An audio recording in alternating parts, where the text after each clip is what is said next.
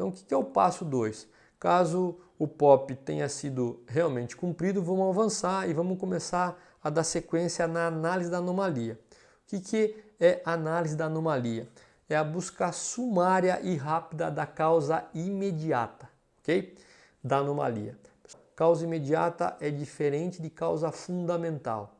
Causa imediata, eu tenho uma certa profundidade no processo investigativo. Eu não vou tão a fundo, porque na correria do dia a dia, na rotina, no papel e na função do supervisor, o que ele precisa fazer junto com a equipe dele é não ir tão a fundo. É checar a verificação de uma causa imediata que ela é mais superficial e você vai entender a partir do momento que eu mencionar isso nos próximos slides. Então, nessa análise, nesse passo 2, o supervisor ele busca a causa imediata, ok? Que é uma causa mais rápida, que ele pode tentar entender e geralmente 80% dos principais problemas de anomalia a gente resolve nessa eliminação e no entendimento da causa imediata. E como que a gente faz a análise da causa imediata? A gente sempre parte da utilização da ferramenta do diagrama de Chikawa. Tá? Então nós vamos falar um pouquinho de como utilizar o diagrama de Chikawa para obtenção da causa imediata. Então vamos lá. Imagina que aqui nós temos um diagrama de Chikawa. Na ponta do Ishikawa, ou como efeito, a gente vai fazer a seguinte pergunta: por que a anomalia ocorreu? Por que tal anomalia que eu tive no meu processo, por exemplo, um problema de qualidade, por que aquele problema de qualidade, por que aquela dimensão, ou por que aquele defeito visual ocorreu?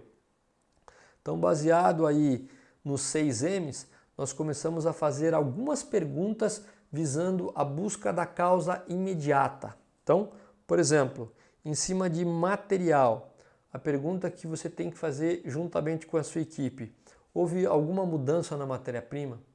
As pessoas perceberam se a matéria-prima que elas costumavam a usar ou que elas costumam usar quando ocorreu aquela anomalia ou as últimas horas de fabricação, eles perceberam alguma mudança em relação à matéria-prima? Em relação à mão de obra, houve troca de pessoal? Alguém faltou? Alguém mal treinado acabou operando o equipamento? Então são algumas perguntas rápidas, sumárias em relação à mão de obra, que é mais uma perna aqui do Ishikawa. Vamos falar um pouquinho em relação a instrumentos de medição. Houve manutenção em algum instrumento de medição? Algum instrumento de medição caiu no chão e de repente está dando uma variabilidade quando eu vou medir a minha peça? Ou está tudo normal em relação aos dispositivos que eu faço a medição?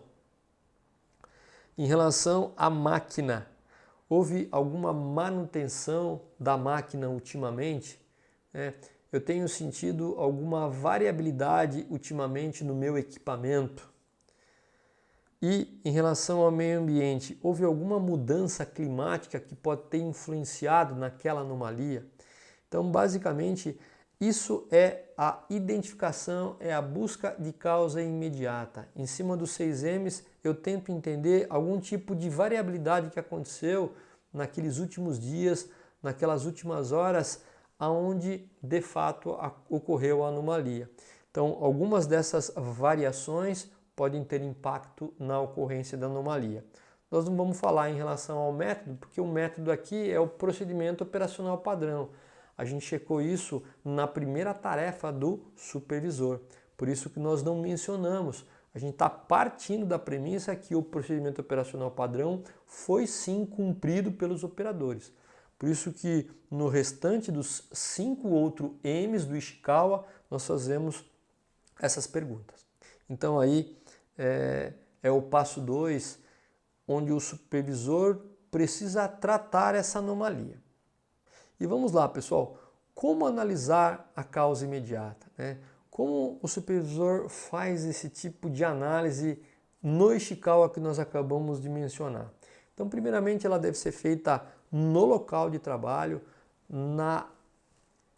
na máquina ou no equipamento em que ocorreu o problema, de preferência no turno que ocorreu. Às vezes não é possível porque ocorreu no terceiro turno ou no final do segundo e análise no primeiro, mas sempre que possível fazer uma análise da anomalia no local de trabalho, na frente de um diagrama de Ishikawa, para que esses 6 M's possam ser colocados em destaque com as perguntas para verificar a correlação com o efeito, ou seja, com a anomalia, com a participação de supervisores, líderes, operadores daquela função ou daquele processo que gerou a anomalia, né, para que propicie aí um pequeno plano de ação sobre a causa imediata mais provável, né.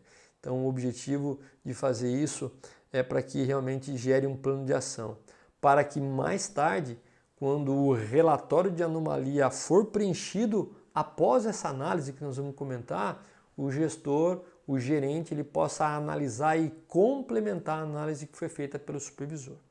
Então, está aqui como você faz uma análise de causa imediata.